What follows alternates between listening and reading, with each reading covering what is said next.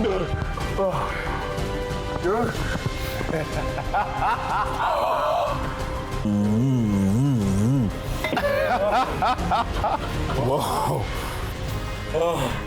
More water. More water. More water.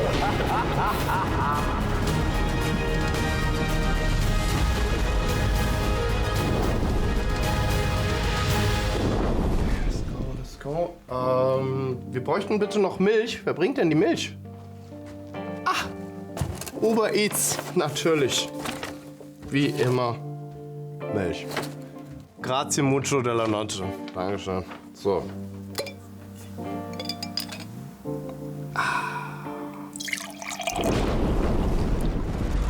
Herzlich willkommen, meine Damen und Herren, zu einer neuen Folge Hot Ones Germany. Mein heutiger Gast ist eine absolute Ikone und ich freue mich sehr, dass er heute Teil unserer Show ist. Vom internationalen Laufsteg über die große TV-Bühne bis hin zu seinem eigenen Interior-Label. Bruce Darnell ist längst mehr als nur Drama Baby Drama. Geboren in den USA, entdeckt in München, gefeiert in Paris, Mailand und New York, wo er für alle Luxusmarken dieser Welt gearbeitet hat als Model, als Juror bei Germany's Next Topmodel, das Supertalent und zuletzt als Kandidat bei Die Verräter. Er hat die Modegeschichte geschrieben, Sprüche geprägt, Millionen bewegt. Vom Catwalk zur Couch. Und jetzt bei uns, den schärfsten Wings der Welt. Herzlich willkommen, Bruce. Ja, thank you, vielen Dank. Und ich muss wirklich sagen, wenn man das alles so hört und so, man fragt sich einfach, wie ist die Zeit so schnell vorbeigegangen? Und du hast es wirklich brillant gemacht. Und es ist eine spannende Geschichte, eine spannende Reise. Und let's talk about this. So ein guter Einstieg, Ja. auch in Wing Nummer 1. Wir machen ein kleines Stößchen. Cheers. Zum Wohl. Cheers. So, und dann einfach einen kleinen Biss.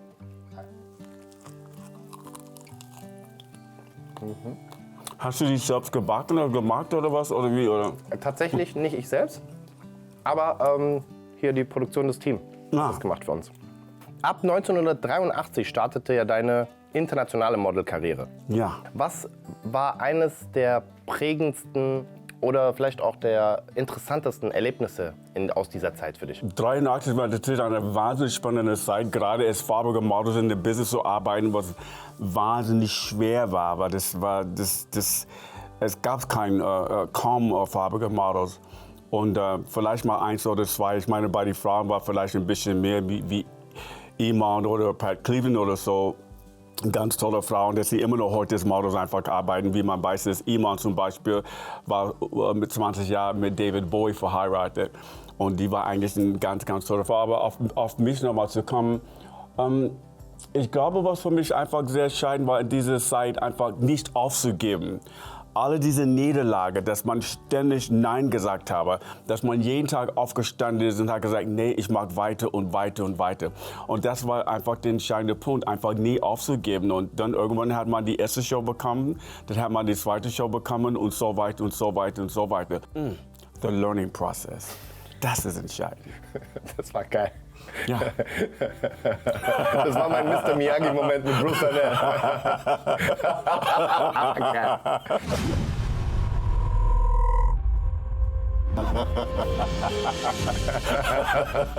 Ich mag es ein bisschen anders. Geil. So, mein lieber Charlie. Mein lieber Scholli. Der Durchbruch im deutschen Fernsehen kam ja 2006 bei Germany's Next Topmodel. Ja, was für eine Geschichte. Ja. Und vor allen Dingen, das war überhaupt nicht geplant. Direkt nach dieser Show konnte man natürlich nicht mehr auf die Straße laufen. Und es gab wahnsinnig große Diskussionen, darf man damals, ich glaube, das war 86, ich weiß nicht mehr so ganz genau. Aber auf jeden Fall, es gab große Diskussionen, darf man so Gefühle im Fernsehen einfach zeigen, darf man weinen, darf man das oder das oder das. Ich sage heute und auch damals, ja. Ich bin meiner Meinung, ich habe alles richtig gemacht und getan. Kanntest du Heidi schon davor oder wie ist der Kontakt zu Germany's Next Topmodel entstanden? Also ich weiß nicht ganz genau. Ich habe damals als Choreographer gearbeitet.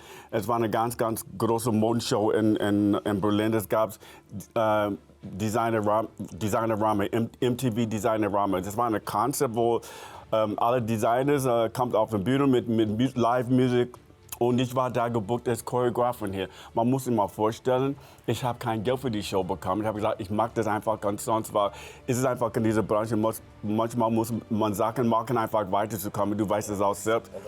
Genau, das ist der Entertainment-Business. Und ich habe diese Show gemacht und dann habe ich das zweite Mal auch gemacht. Dann kam die Stylistin von der Modenshow und hat gesagt, du, ich möchte deine Telefonnummer an jemanden geben und für irgendetwas für Fernsehen, aber ich kann dir nicht sagen, was es ist. So, 2 Wochen später habe ich einen Anruf und ich musste sofort nach München zu Pro7 gehen. Ich wusste überhaupt nicht, was es war. Es war wirklich ein Geheim, bis es nicht mehr geht. Und ich habe ein Interview gemacht, ich bin ein bisschen vorgelaufen und dann ein paar Monate später habe ich einen Anruf bekommen und die haben gesagt, ich bin dabei. Und die Frage war für mich immer, ja, aber was muss ich machen? Wir können ich im Moment gar nichts sagen. Also ich wusste gar nichts vom Heidi Klum oder irgendetwas. Klar, ich wusste, dass sie eine Modelkarriere hat und dass sie in Amerika natürlich beliebt ist. Aber ich wusste nicht, dass es Germany's Next Top Model ist mit Heidi Klum. Das wusste ich natürlich nicht. Dann bin ich nach New York geflogen und dann habe ich sie da kennengelernt. Ach, krass. Ja. Krass. Und dann ging es ja komplett durch die Decke bei dir. Und das war ja auch wirklich, du hattest ja wirklich wie so ein Shootingstar. Ne? Dann durch deine Sprüche, durch deine authentische, charismatische Art bist du ja dann super, super beliebt geworden, ne, in Deutschland. Und direkt in diese, sage ich mal, A-Promi-Kategorie hochgekommen. Jeder kannte dein Gesicht. Jeder. Ja. Also Ja. gibt keinen, der dich nicht kannte.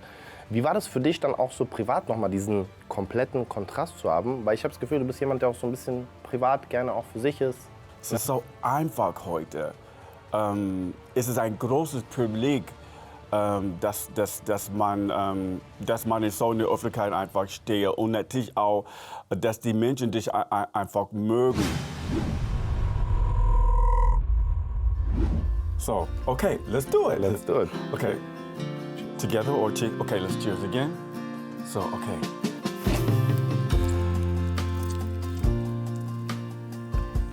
Stop. No, it's really strong. It's spicy. It's really spicy. Oh. Du warst ja lange auch beim Supertalent und jetzt bist du auch bei anderen Formaten immer wieder mit drinne. Und was reizt dich an neuen Formaten? Ich bin eigentlich der beste Kandidat in eine Jury einfach zu setzen, weil ich habe diese internationale Modelkarriere, was ich mich immer beweisen muss. Aber was so wichtig für mich ist und was so entscheidend ist diese Geschichte von Menschen, was die einfach mitbringen. Und du kannst wirklich sehen, dass das macht etwas mit mir hier, diese Underdogs, dass die immer für die eine Stimme einfach zu geben, wo, verstehst du, das ist so wahnsinnig fantastisch, so spannend für mich, einfach in eine Jury zu setzen. Und jeder Mensch hat einfach eine Geschichte. Weißt du, was richtig krass ist? Wir sind uns schon einmal begegnet. Ah, Ja, beim Supertalent. Ja. warst du auf der Bühne oder Ja, was?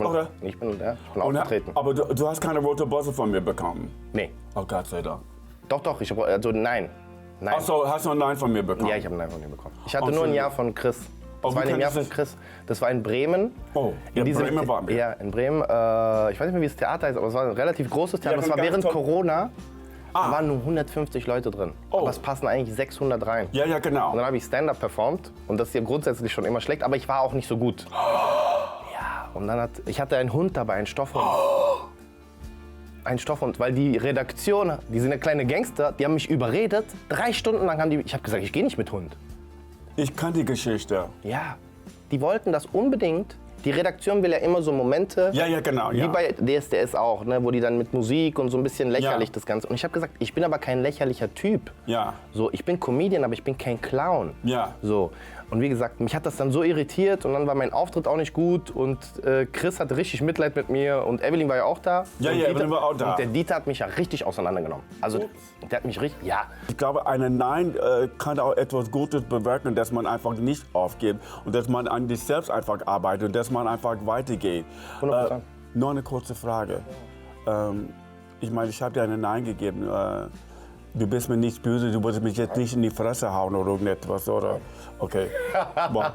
Ich bin ehrlich gesagt dankbar, dass ich es gemacht Ja. habe. Und ich bin auch dankbar, dass ich ein Nein bekommen habe von allen, außer von Chris. Yeah, look at Weil- you now. Guck Ja, mal. genau. Geil. Bin gespannt, wie weit wir heute kommen, aber das werden wir ja gleich sehen. Ja. Okay. Nummer 4. Ja. 1, 2, 3, 4.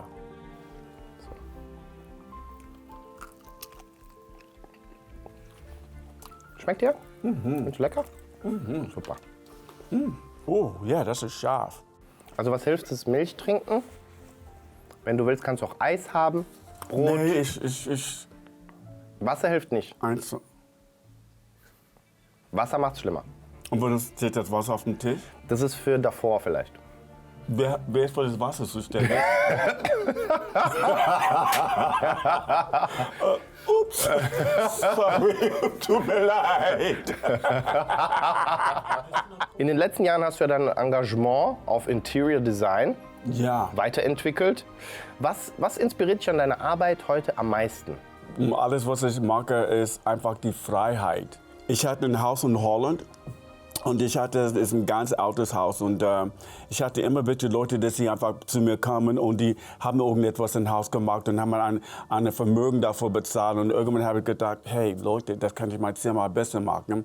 Und ich hatte mich sowieso immer interessiert für Lifestyle und Coaching und Interior und so. Und dann habe ich einfach meine ganzen Mut und Courage genommen und habe gesagt, ich gründe meine eigene Interiorfirma und das ist das Beste, was man einfach machen kann.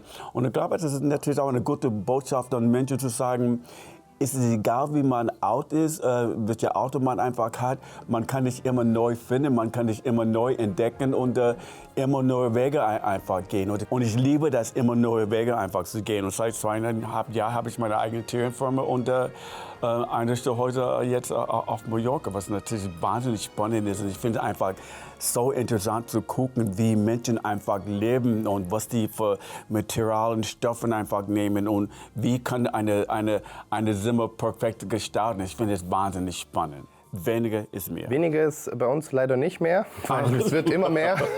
So. Wir sind jetzt auf Nummer 5. Genau, Nummer 5. Okay. Halbzeit. Halbzeit. Ja.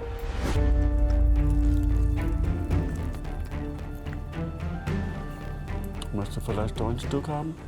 Nein. Oh, okay. Der Paul ist überfordert, so viel hat noch nie jemand mit ihm geredet. Ist das wirklich so? Keiner hat mit dir gesprochen? Während des Drehs auf jeden Fall nicht. Das kann nicht wahr sein. Ja. First time for everything, huh? Deine Projekte, zum Beispiel auf Mallorca, verbinden ja auch viel Natur, Variantenreichtum.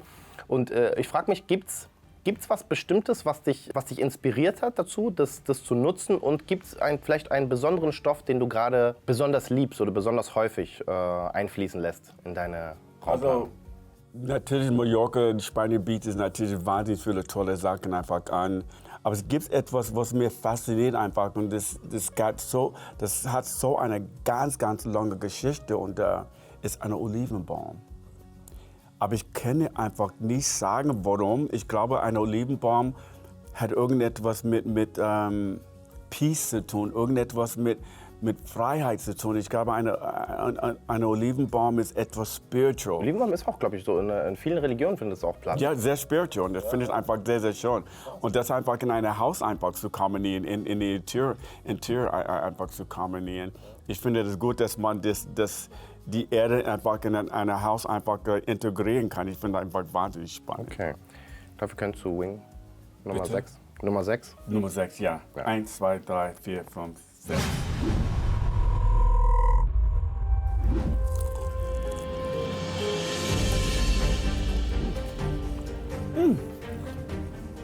Aber sie ist auch sehr scharf.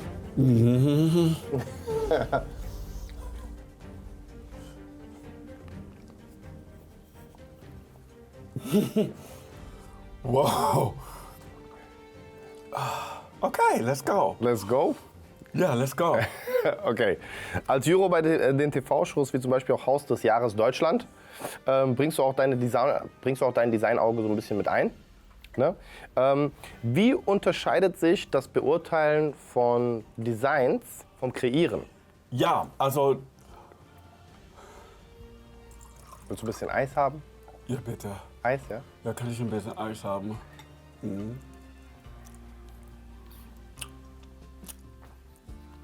Inwiefern unterscheidet sich das Bewerten von Häusern im Vergleich zu das Kreieren von Designs? Also eigentlich ist das keine große Unterschied, weil es geht einfach letztendlich um guten Geschmack oder schlechten Geschmack. Und das ist genau dasselbe, when you create ein neues Tier für jemanden. Es geht einfach um Geschmack. Und es ist genau dasselbe, wenn ich ein Haus einfach bewerte. Wer hat diese gewissen Etwas, diese Augen zu Details und alles? Es ist genau das Gleiche im Grunde genommen. Deswegen ist der Job von beider Seiten relativ einfach und es macht unheimlich viel Spaß. Für mich persönlich ist es nicht dieser große Unterschied, weil es geht einfach um gute Qualität oder schlechte Qualität. Woran machst du, an welchen Details machst du so eine gute Qualität fest?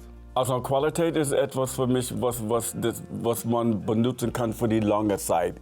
Also das ist einfach alles machen. Ich glaube so, the favorite words für mich einfach heute, es gibt zwei Sachen, Quantität oder Qualität. Ich gehe lieber zu Qualität, weil Qualität ist für die lange Zeit. Quantität ist nur für die kurze Zeit. Aber ich setze grundsätzlich alles, was man im Leben einfach macht, ich setze einfach mal auf Qualität, obwohl es Essen ist oder eine Freundschaft oder eine gute Reise oder ein gutes Restaurant essen zu gehen. Ich setze mich einfach auf Qualität, weil ich liebe diese Genussmomente und ich weiß auch, der tut mir auch etwas Gutes.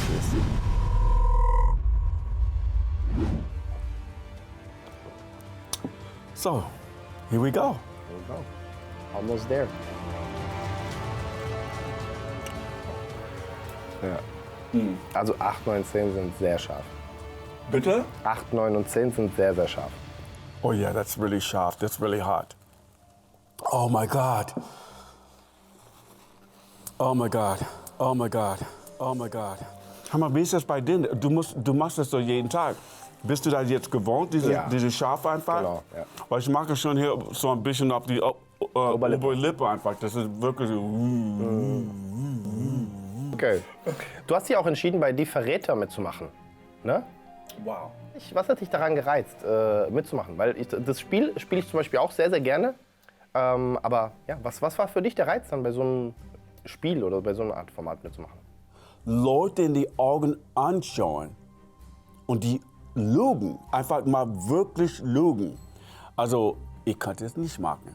Also ich hätte es nie geschafft. Und mir war das klar, diese Rolle loyal zu spielen, das war der richtige Weg einfach zu gehen.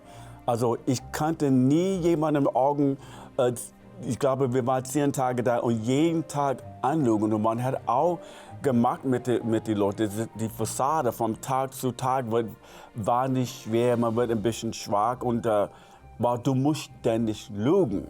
Aber dass du fängst an mit die noch enger zu werden und du fragst dich, bist du ein Verräter? Klar, muss die natürlich auch Nein sagen, wenn die ein Verräter sind.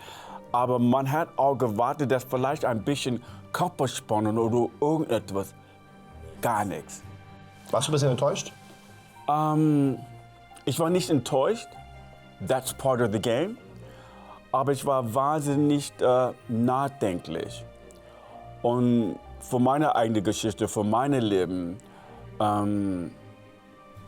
ich habe festgestellt, wie wichtig es ist, transparent zu sein. Und I mean, when I think about that, it makes me quite emotional. I'm so sorry. I'm sorry. It makes me. Das löst etwas aus, weil mir war nicht klar, dass Menschen so sein kann. Und vielleicht war ich so ein bisschen naiv, was diese Format einfach angeht. Und wenn man mich fragen würde, würde ich es einfach normal machen? Ja. Und ich würde immer dieselbe Weg einfach gehen. So, was machen wir jetzt? Jetzt kommt Nummer 8. Nummer 8 ist mit Abstand unser schärfster Wing. Bring it on. Bring it on. Bring it on. So, hier, Nummer 8, hier ist nochmal ein Stößchen. Ja.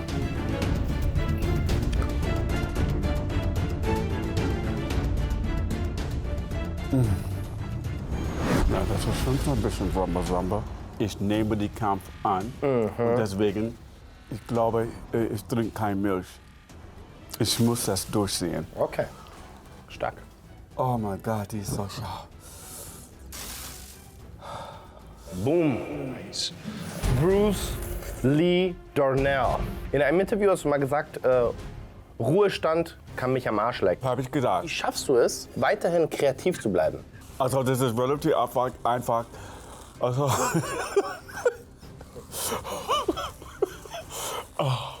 das ist relativ einfach,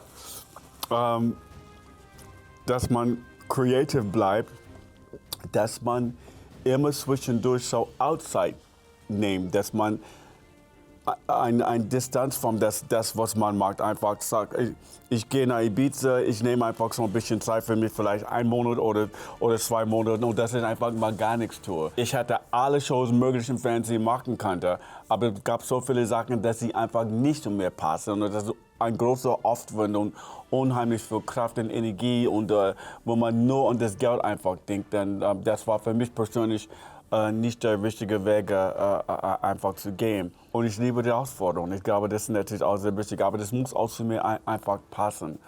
Und dadurch bleibt man creative. Einfach machen wir jetzt auch mit Nummer 9. Oh my God, here we go.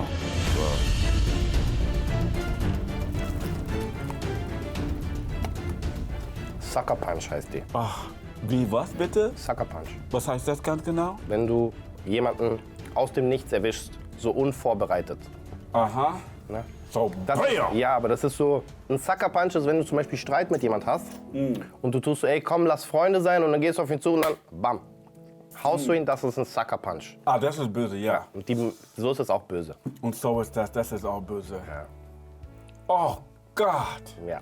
das ist aber eklig. Ja.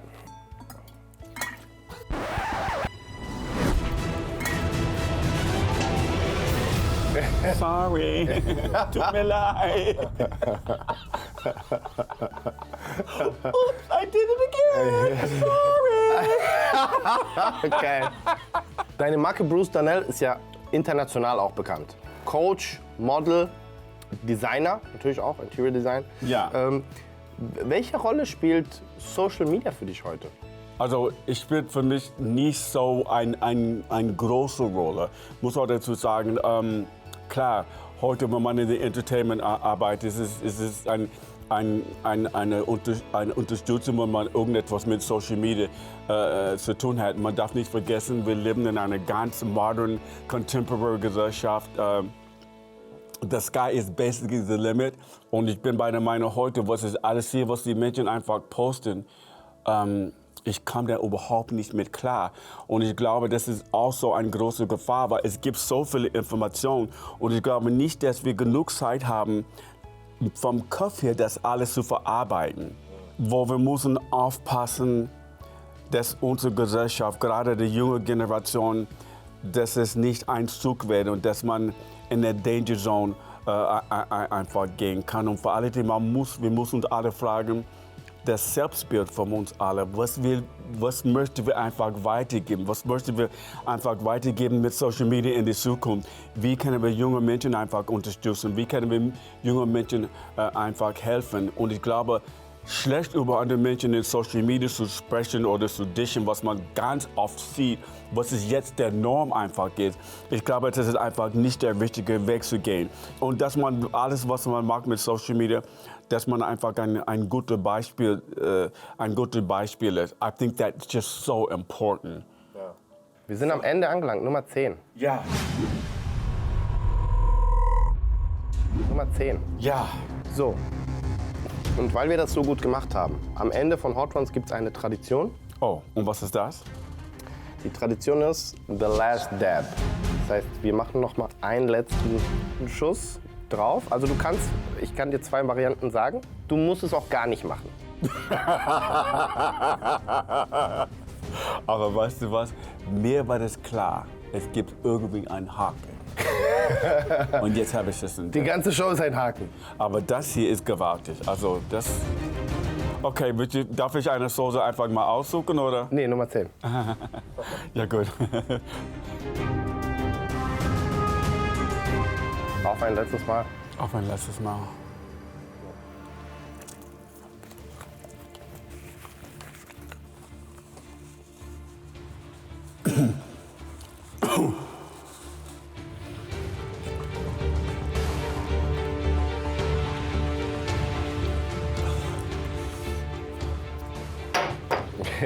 Sauer. Kohle bitte. Ich würde ja gerne behaupten, Milch hilft, aber Water.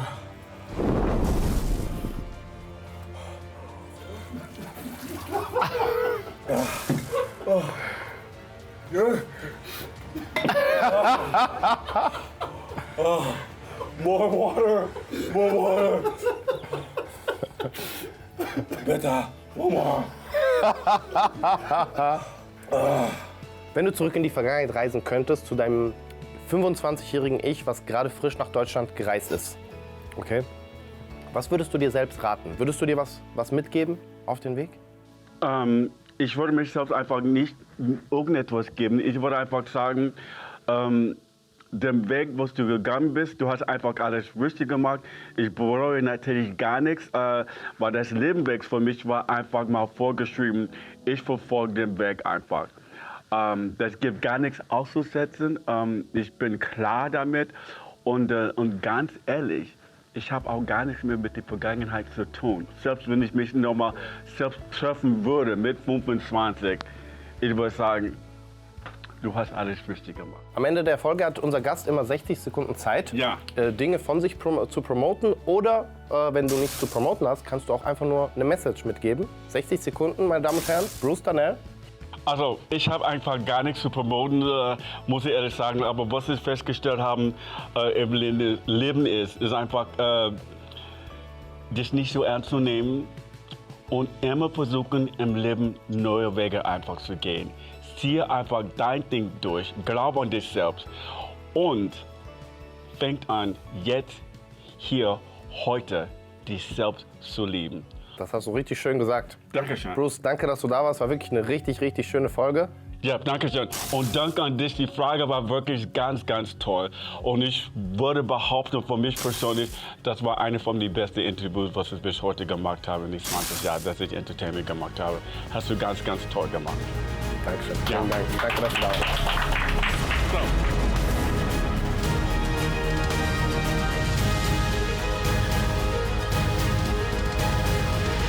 Was geht ab, Leute? Wir sind am Ende der Folge angelangt. Es war eine richtig, richtig coole Folge. Ich bin sehr, sehr dankbar, dass Bruce sich Zeit genommen hat. Ich hoffe, ihr habt genauso viel Spaß gehabt wie ich. Like, kommentiert, abonniert. Wir sehen uns beim nächsten Mal. Peace.